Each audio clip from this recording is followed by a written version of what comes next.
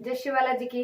Hello student, मैं दीपिका मंत्री Maruti group of education Ratangarh की ऑनलाइन क्लासेज में आप सबका हार्दिक स्वागत करती हूँ। आप सब कैसे हैं? जैसा कि अपन 11th कॉमर्स में इकोनॉमिक्स का अध्ययन कर रहे हैं, इकोनॉमिक्स में मैं पीछे कई वीडियो बना चुकी हूँ जिसमें मैंने आपको अर्थव्यवस्था के बारे में बताया था, कुछ अर्थशास्त्र का परिचय भी बताया था और अर्थव्यवस्था के बारे में बताया था।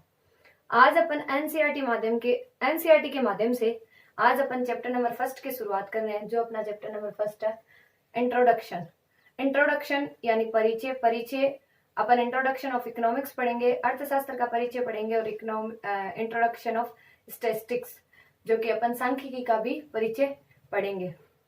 तो आज से अपना चैप्टर 1 स्टार्ट हो रहा है। आप नोट्स बनाते चलिए। पिछले वीडियो में भी आपने नोट्स बनाए होंगे, वो भी इम्पोर्टेंट है, अर्थव्यवस्था भी, और इसका भी सांख्यिकी के बारे में भी आप जरूर जानोगे, अर्थशास्त्र के माध्यम से भी जरूर जानोगे। और इसमें अपन अब इस बुक से अपन सारे चैप्टर क्लियर करते जाएंगे। तो चलिए फर्स्ट चैप्टर की शुरुआत करते हैं, परिचय। जैसा कि मैंने आपको बताया था कि अर्थशास्त्र का जनक होता है एडम स्मिथ। अर्थशास्त्र का जनक किसे माना गया? एडम स्मिथ को माना गया। आधुनिक अर्थशास्त्र का जनक एडम स्मिथ को माना गया। लेकिन अर्थशास्त्र में सांख्यिकी के परिचय के माध्यम से आधुनिक अर्थशास्त्र का प्रवर्तक, आधुनिक अर्थशास्त्र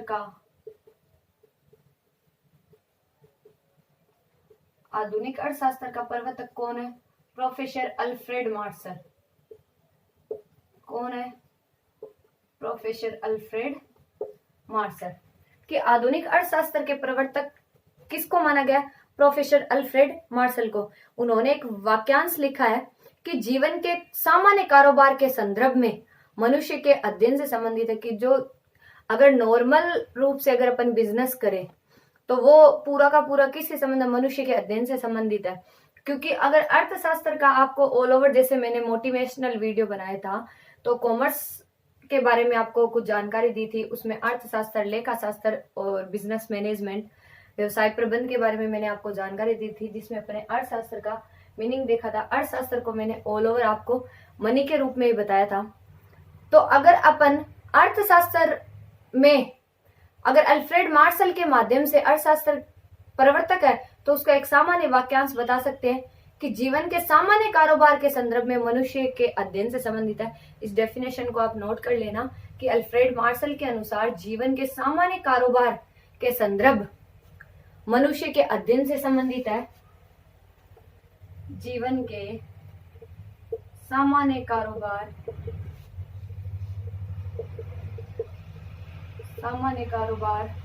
मनुष्य के जीवन के सामान्य कारोबार के संदर्भ में, इसको नोट करना, सॉरी, के संदर्भ में मनुष्य के अध्ययन से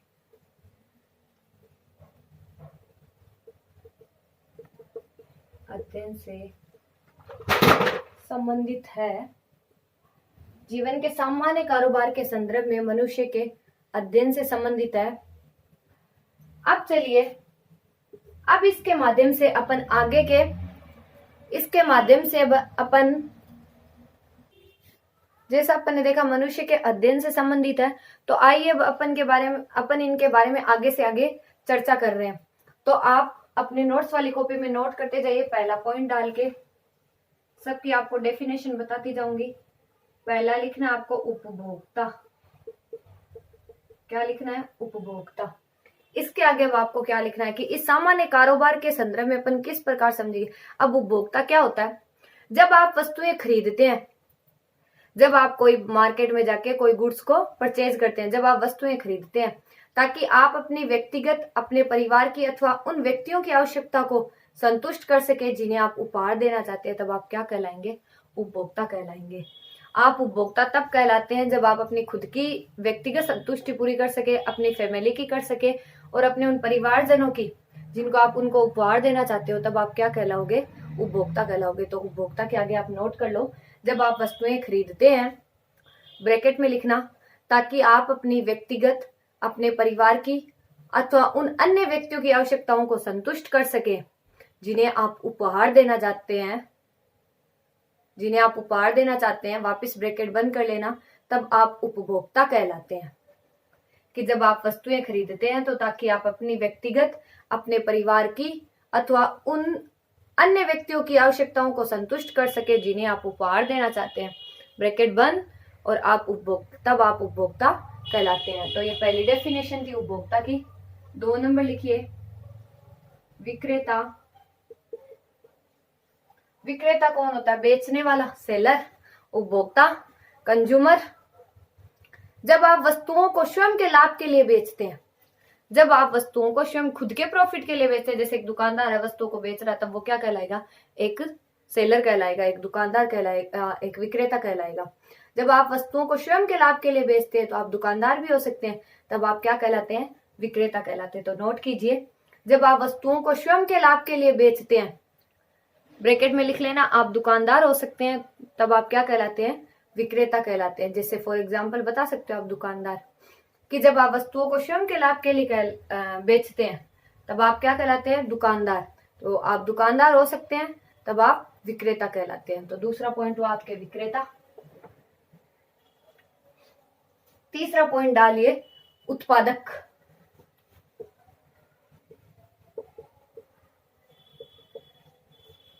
क्या डालोगे? उत्पादक। जब आप वस्तुओं का उत्पादन करते हैं, जब आप कोई वस्तुओं का उत्पादन करते हैं या सेवाएं प्रदान करते हैं, तो आप उत्पादक कहलाते। सीधा डायरेक्ट ही लिख लो, जब आप वस्तुओं का उत्पादन करते हैं, उत्पादन कौन करता है? किसान करता है या फिर कोई विनिर्माता करता है।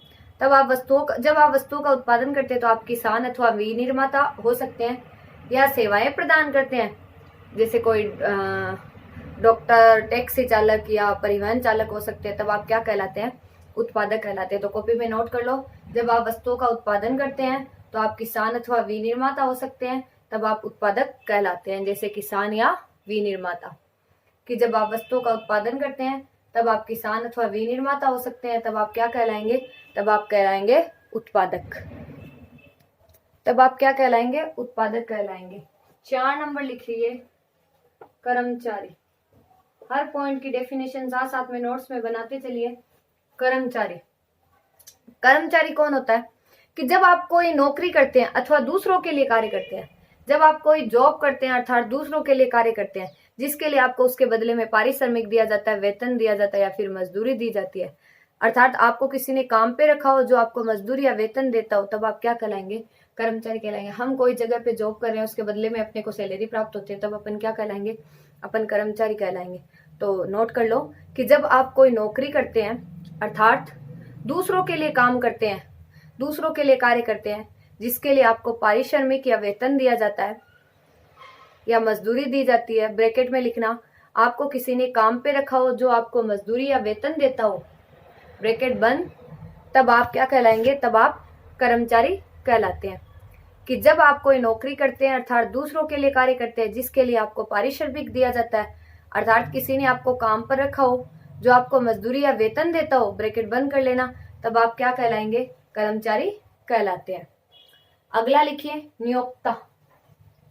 5वां,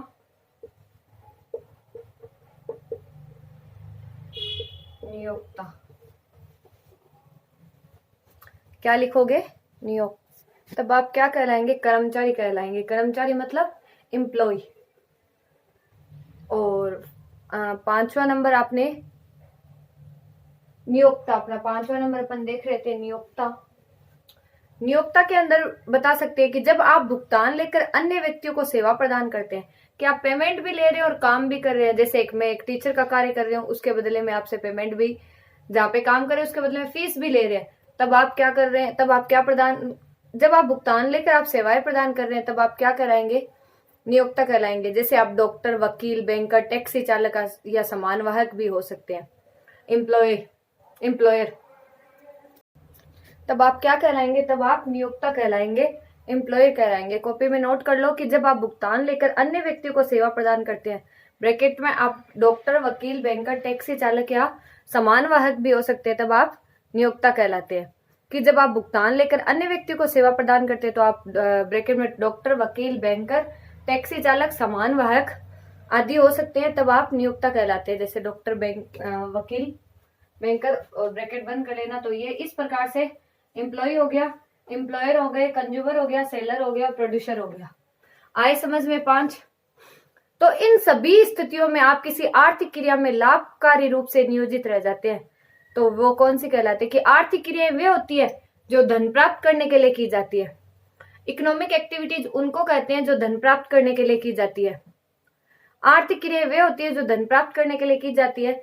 जीवन के आम कारोबार में अर्थशास्त्रियों का यही तात्पर्य, कि जो अल्फ्रेड मार्शल ने बताया था, तो जीवन के आम कारोबारियों में अर्थशास्त्र का क्या है? यही तात्पर्य है। तो ये था कुछ डेफिनेशन। अब जो आर्थिक अर्थशास्त्र है, उन्होंने अर्थशास्त्र ने आर्थिक गतिविधियों को 3 रूप से बांटा है। किन्होंने? कि अर्थशास्त्र ने आर्थिक गतिविधियों को 3 रूप से बताया गया है, कि अर्थशास्त्र की जो आर्थिक गतिविधियां होती वो 3 रूप से है।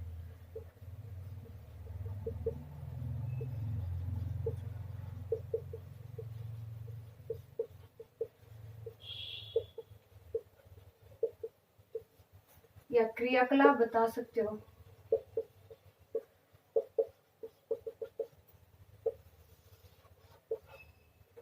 कौन कौन से है? उपभोग,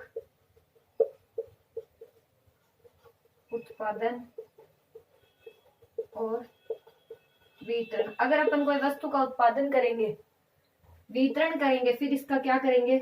उपभोग करेंगे। ये तीनों अगला नेक्स्ट टॉपिक डाल लो। ये तो कुछ परिभाषाएं थी, अब इसको नेक्स्ट टॉपिक में डाल लो कि अर्थशास्त्र की आर्थिक गतिविधियों क्रियाकलाप अपन किस प्रकार से करते हैं। तो पहला उपभोग, दूसरा उत्पादन और तीसरा वितरण।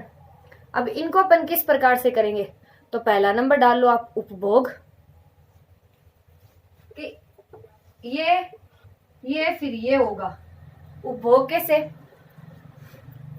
लिखो कि उपभोक्ता यह निर्णय कैसे करता है कि वह अपनी निश्चित आय और ज्ञात कीमतों, कीमत किसकी होगी? वस्तुओं की, देखते हुए अनेक वैकल्पिक वस्तुओं में से किन वस्तुओं को खरीदे। यही उपभोग का अध्ययन है। समझ लो आपके पास 100 रुपए और आपको 100 रुपए की मार्केट से वस्तु लेके आनी है। अब जैसे आप मार्केट से आपको 2 किलो आलू लेके आने हैं, बता सकते हो 3 किलो आलू लेके आने, लेकिन आपके पास है 100 रुपीज।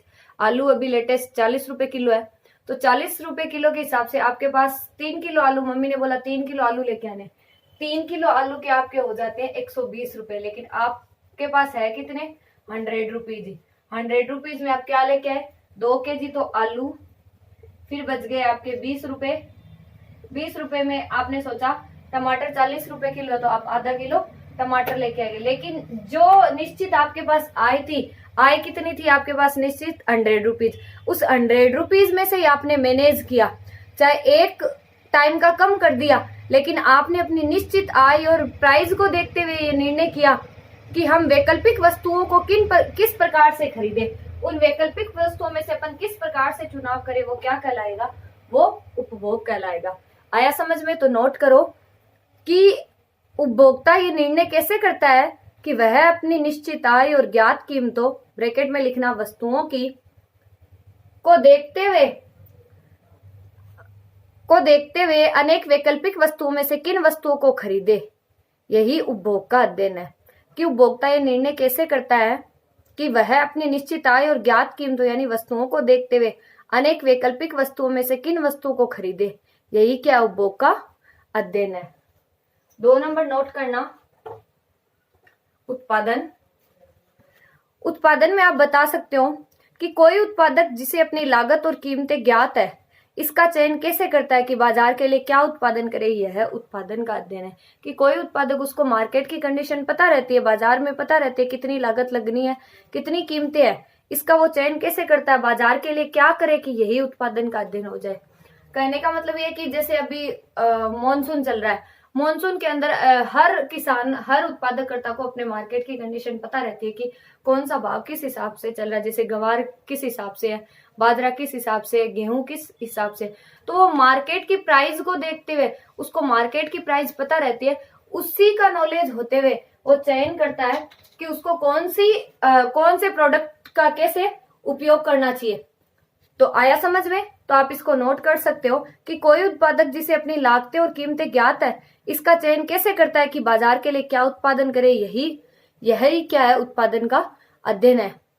कि कोई उत्पादक जिसे अपनी लागत और कीमतें ज्ञात है, इसका चयन कैसे करता है कि बाजार के लिए क्या उत्पादन करे, यह उत्पादन का अध्ययन है। तो ये था उत्पादन। फिर अगला चलो, वितरण। वितरण का मतलब होता है बांटना। वितरण किसको बोलते हैं? बांटने को। क्या होता है वितरण का मतलब? बांटना। कि राष्ट्रीय आय या कुल आय जो देश में उत्पादन से प्राप्त होती है, जैसे मैंने आपको जीडीपी के बारे में बताया था जब अपना ऑनलाइन क्लासेस स्टार्ट हुई थी 11th की, जीडीपी के बारे में बताया, जीएनपी के बारे में बताया, एनएनपी के बारे में बताया, एनडीपी के बारे में बताया, आपको नॉलेज दी थी और बोला जो जो आगे आता रहेगा मैं इसको क्लेरिफाई करती जाऊंगी। तो जीडीपी मतलब किसी एक वर्ष के भीतर कुल वस्तुओं और सेवाओं का योग ही, एक वित्तीय वर्ष के अंदर कुल वस्तुओं और सेवाओं का योग ही राष्ट्रीय आय कहलाता है या फिर जीडीपी कहलाता है। तो ये बोल रहा है कि राष्ट्रीय आय या कुल आय, राष्ट्रीय आय मतलब जीडीपी होती है, कुल आय जो देश में उत्पादन से प्राप्त होती है, जिसे अपन सकल घरेलू उत्पाद कहते हैं, ग्रॉस डोमेस्टिक प्रोडक्ट, सकल घरेलू उत्पाद यानी जीडीपी कहते हैं। मजदूरी एवं वेतन, लाभ तथा ब्याज जो अंतर्राष्ट्रीय व्यापार एवं निवेश से प्राप्त आय को छोड़कर कैसे वितरित किया जाता है, ये वितरण का अध्ययन होता है। कहने का मतलब यह है कि वितरण के अंदर अपन अपने देश की आय को पूरा शामिल कर लेते हैं, अपने देश की मजदूरी, वेतन, अपना लाभ, ब्याज, ओनली इंटरनेशनल ट्रेड को छोड़कर, वही क्या कहलाता है? वितरण कहलाता है। कि जो देश में उत्पादन से प्राप्त होती है मजदूरी, वेतन, लाभ तथा ब्याज, लेकिन अंतर्राष्ट्रीय व्यापार यानी इंटरनेशनल ट्रेड, इंटरनेशनल ट्रेड वो हो गया जो अपन x minus m export import करते हैं। और निवेश बोलते हैं इन्वेस्टमेंट को। निवेश किसको बोलते हैं? इन्वेस्टमेंट कहीं पे, जैसे मैंने पैसे लगा दिए तो उससे जो मेरे को प्रॉफिट मिल रहा है वो अपने इसमें अपन वितरण में काउंट नहीं करेंगे। बाकी जो अपना कमाया हुआ मजदूरी, लाभ, वेतन, सैलरीज वगैरह, ब्याज वगैरह, वो सारा का सारा किस में इंक्लूड करेंगे? वितरण में। यही क्या है? वितरण का अध्ययन। तो इसकी डेफिनेशन नोट कर लो कि राष्ट्रीय आय या कुल आय जो देश में उत्पादन से प्राप्त होती है, जिसे सकल घरेलू उत्पाद कहते हैं। राष्ट्रीय आय या कुल आय जो देश में उत्पादन से प्राप्त होती है, ब्रैकेट में लिखना, जिसे सकल घरेलू उत्पाद कहते हैं। मजदूरी एवं वेतन, लाभ तथा ब्याज, ब्रैकेट में वापिस, अंतर्राष्ट्रीय व्यापार एवं निवेश से प्राप्त आय को छोड़कर, ब्रैकेट वापिस बंद, को कैसे वितरित करे, यही वितरण का अध्ययन है।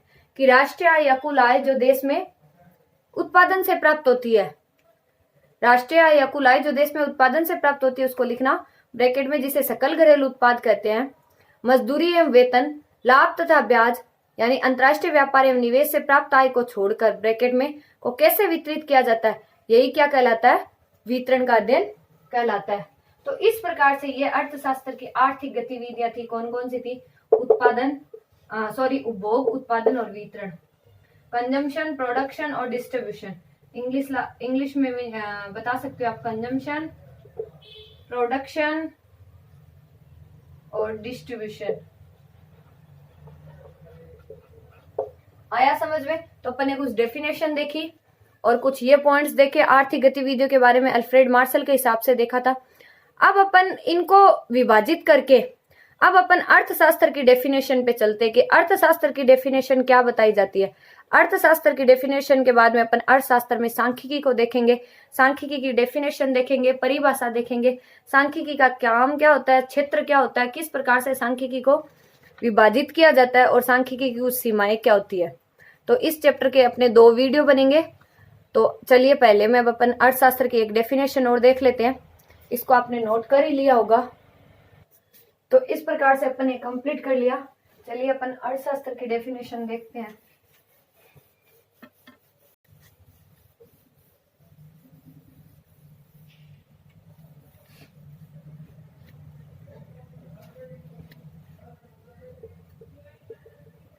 अर्थशास्त्र की परिभाषा।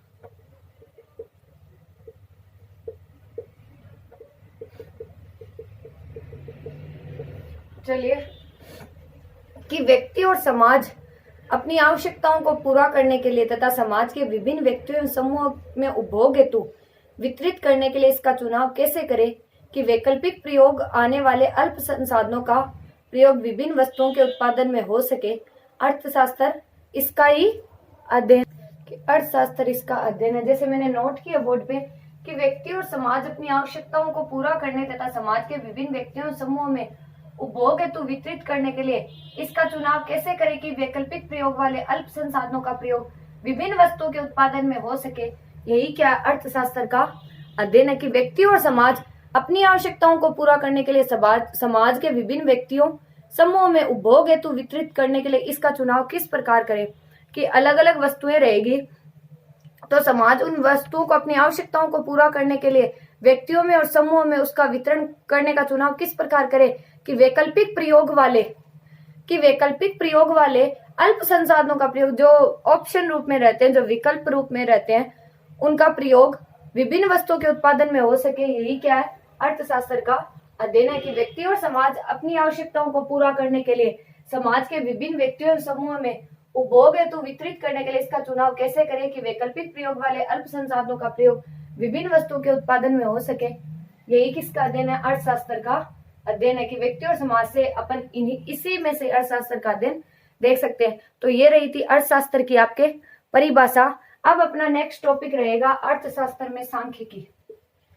अब अपने बुक में जो अपनी बुक का नाम है अर्थशास्त्र में सांख्यिकी, सांख्यिकी के अंदर अपन परिचय देख लिया। नेक्स्ट चैप्टर में अपन आंकड़े देखेंगे, आंकड़ों का संग्रह किस प्रकार से होता है, आंकड़ों को प्रस्तुत किस प्रकार से करेंगे, आंकड़ों का संगठन किस प्रकार से करेंगे और आंकड़ों को इकट्ठा किस प्रकार से करेंगे कि जैसे अपन ने संग्रह कर लिया, फिर संगठन करेंगे, फिर प्रस्तुतिकरण करेंगे, केंद्रीय प्रवृत्ति की माप पढ़ेंगे, प्रक्षेपण की माप पढ़ेंगे, सहसंबंध पढ़ेंगे, सूचकांक पढ़ेंगे, सांख्यिकी विधियां पढ़ेंगे।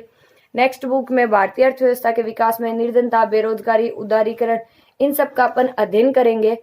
तो इन सब में अपन इनको भी जानेंगे कि अर्थशास्त्र में भारतीय अर्थव्यवस्था के विकास से भी अर्थशास्त्र का अपन किस प्रकार से अध्ययन कर सकते हैं कि गरीबी के स्वतंत्रता के समय से पहले के लेके आर्थिक सुधार हुए थे, वहां पर भारतीय अर्थव्यवस्था उदारीकरण, निजीकरण, निर्धनता, बेरोजगारी, ग्रामीण विकास, रोजगार समृद्धि, आधारिक संरचना, पर्यावरण और धारणीय विकास, भारत में उसके पड़ोसी देशों के तुलनात्मक अनुभव, ये सब अपन सेकंड चैप्टर में पढ़ेंगे। तो अपने बुक का फर्स्ट चैप्टर अपन ने स्टार्ट कर लिया है एनसीईआरटी सिलेबस के माध्यम से और अपना कुछ आज टॉपिक भी कर लिया अपन ने अर्थशास्त्र का। आज अपन ने कुछ टॉपिक भी कर लिया। तो नेक्स्ट वीडियो में अपन अर्थशास्त्र में सांख्यिकी का अर्थ, सांख्यिकी की परिभाषा, सांख्यिकी का माध्यम, सांख्यिकी का क्षेत्र की अर्थशास्त्र में सांख्यिकी का किस प्रकार होता है, सांख्यिकी की सीमाएं क्या होती है और अर्थशास्त्र के माध्यम से अपन सांख्यिकी के माध्यम से अपन सांख्यिकी क्या करती है, सांख्यिकी क्या होती है, सांख्यिकी का क्या महत्व होता है और फिर इनका कंक्लूजन, ये सारा अपन इस चैप्टर के अंदर अपन देखेंगे, इस चैप्टर में अपन देखेंगे। तो चलिए अपन नेक्स्ट वीडियो में मिलते हैं अर्थशास्त्र में सांख्यिकी। आप जरूर इस वीडियो को देखना। फर्स्ट चैप्टर अपना स्टार्ट हो गया और अपने नोटबुक में नोट करते जाइए, नोट्स बनाते जाइए। ओके स्टूडेंट, चलिए आप सभी का बहुत बहुत धन्यवाद। जय श्री बालाजी की।